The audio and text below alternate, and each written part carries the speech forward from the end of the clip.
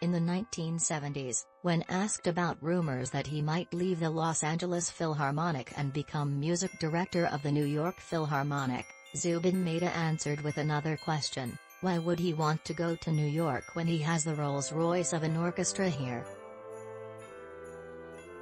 Shortly after, Mehta announced that he would be going to New York. The allure of New York cannot be ignored.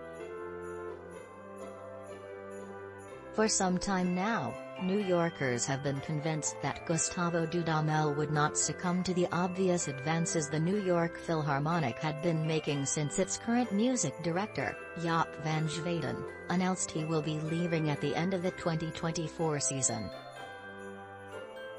We in Los Angeles were just as convinced that Dudamel going to New York would be a step down. The advantages of Los Angeles greatly outweigh what the Big Apple has to offer. In a phone call Tuesday morning, a jet-lagged Dudamel, just back from conducting Tristan und Isolde at the Paris Opera, where he is also music director, called the LA Phil the greatest orchestra in America, maybe the world.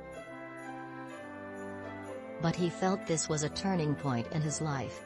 That he had accomplished much here and felt this was the time. He said nothing about New York until I finally asked him whether he was going.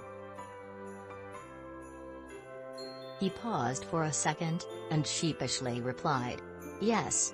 Dudamel's decision to become music director of the New York Philharmonic in 2026, when his contract in LA expires, does, though, represent the power of New York.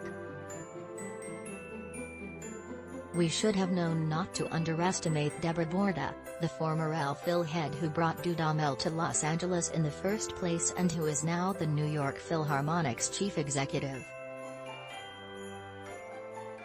Borda came to LA after leaving a flailing New York Philharmonic. We never thought she would go back. She left LA at a high point, as the town's most impressive and visionary arts leader who went on to save an imploding New York Philharmonic.